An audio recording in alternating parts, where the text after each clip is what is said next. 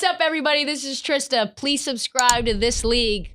Tap the bell, comment below, and give us a like. On this episode of This League, the NBA is coming down on the dumbest thing called tampering that we've ever seen, and JJ Reddick knows and thinks he knows who is to blame.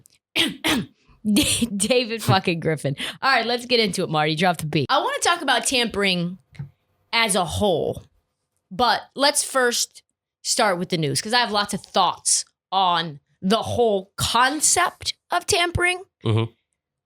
The one-liner, just for those who want to skip to the end, I think it's bullshit. But the news is this. As we know, the Heat are under intense scrutiny with how the whole Kyle Lowry thing went down. Yes. They are now under investigation from the NBA into potential quote-unquote tampering in their acquisition of Kyle Lowry on a sign and trade with Toronto. But they were in talks at the deadline for Kyle Lowry. So that's some other element of this news. But how did the NBA get tipped off about this? How did the NBA decide they wanted to investigate the Miami Heat? Well, beyond the fact that the deal went down and got announced at 6:45 p.m., very complex deal, multiple pieces, but JJ Reddick, a noted, scorned former Pelican, thinks he knows exactly how. Play the clip. But what's the point of the league even doing these sort of investigations where nothing's going to come of it? It's a little bit for show, probably, I guess. I don't know. I think you'd probably have to ask the guy who's asking for the investigation. Yeah. I mean, there was, some teams cleared a ton of cap space to get Kyle, and it didn't happen. And then, Lonzo leaving. So you'd have to ask that guy. All right. That guy complaining. So to recap, he's talking about his former GM, David Griffin, who he has problems with. And what he's referring to is that the Pelicans made moves to clear $35 million in cap space to pay Kyle Lowry anything Kyle Lowry wanted, to overpay for Kyle Lowry. Essentially, Kyle Lowry was an integral part of their offseason plans that were thwarted by the Miami Heat doing the sign and trade with Precious Achiuwa and Goran Dragic to replace Lonzo Ball. And then Lonzo Ball, of course, didn't want to stay with a team that really didn't give a fuck about him. They had been, basically trashing Lonzo Ball the entire season. We had discussed it multiple times in the pod. Yep. He was being used out of position. And then swoop, Heat get Lowry right from under their nose. And we knew that was happening the day before free agency, which is why the Lonzo Ball deal got done at literally 6:01. Yeah, that was the first thing. That was the first deal, which is important to note because the Chicago deal got done with the New Orleans Pelicans. Basically, the most tampering with that sign and trade, where it was Thomas Satoransky and Garrett Temple for Lonzo Ball on the sign and trade. So, to me, the strange, wild thing about David Griffin pressing the NBA to launch an investigation into the Miami Heat. It's like, bruh, you got your own tampering problems to worry about. You are the drug dealer that pushes major weight, cocaine, PCP, heroin, and you're like, hey, my neighbor is selling dime bags out of his trunk of his car. It's like the Miami Heat were on the fucking 1 yard line with Kyle Lowry at the trade deadline, couldn't make the deal done because they didn't want to get rid of Tyler Hero. They figured out a way to do the deal, and you obviously are tampering more. And now you're like, go get Pat Riley. What the fuck?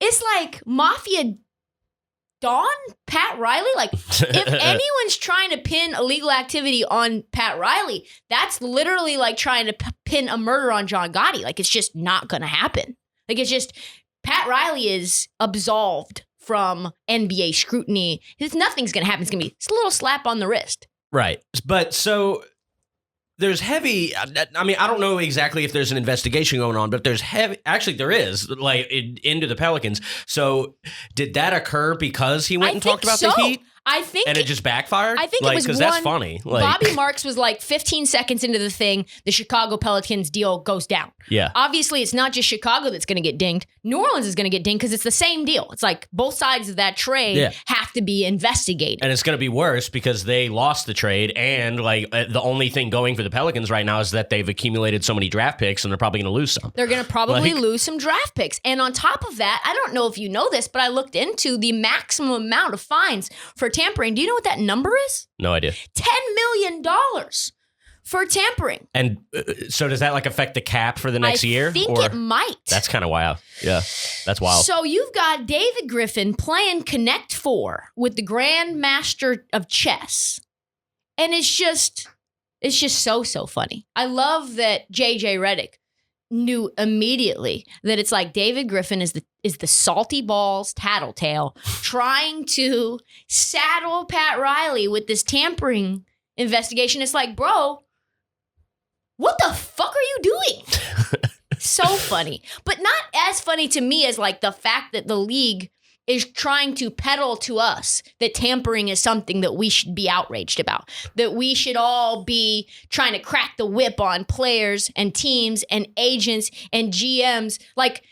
Tampering is like a rollie, not a stopwatch. It is happening at all times. It don't ever stop. The only time tampering doesn't stop is when the NBA says that it's legal and they lift the moratorium. That's the only time it's legal and not happening.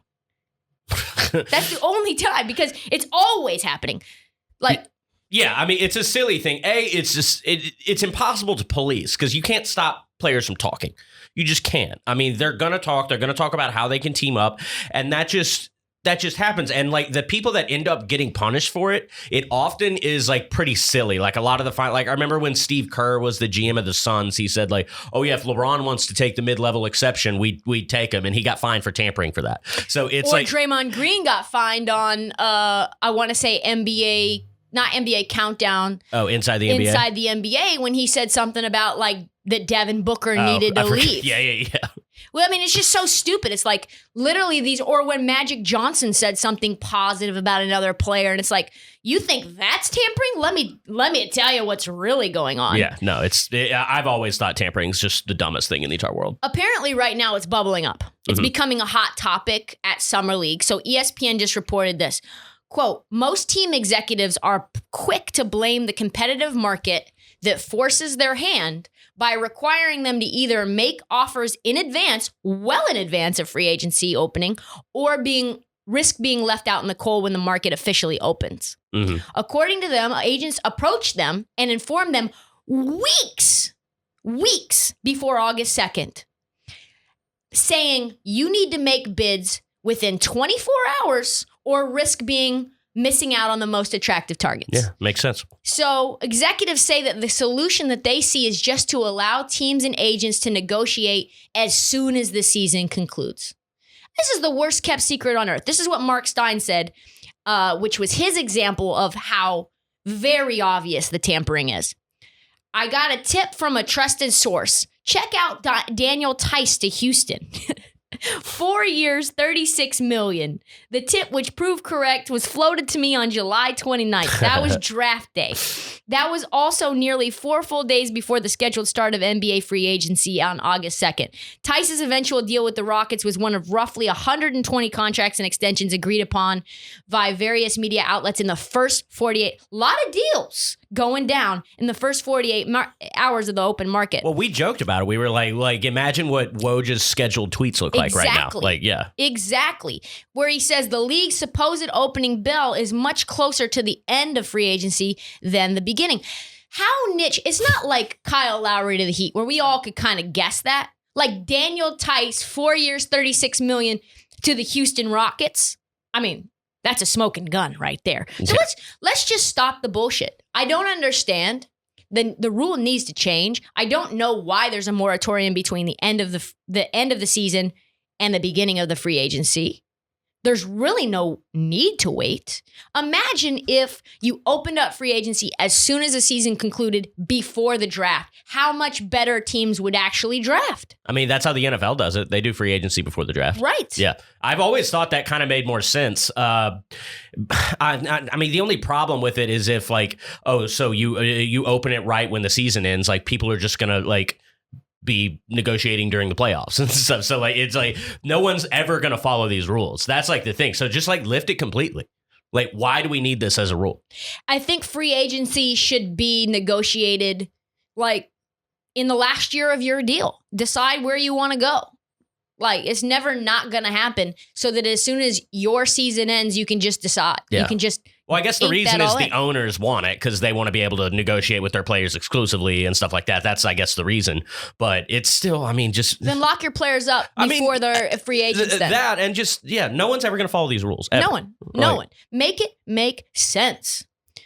That's all the time that we have for the This League podcast. Please like, please subscribe, please rate and review on Apple Podcasts and on Spotify. Please go find us on YouTube. I think we are creeping at 2,000 subscribers on YouTube. Please find us on TikTok as well. Please find us on Twitter or on Instagram. Marty kills these YouTube edits and you can see his face. It's the only place you can see Marty's face. So please go there. We will see you obviously along the way with little sprinkled takes, but also we will see you Friday morning for the next big episode.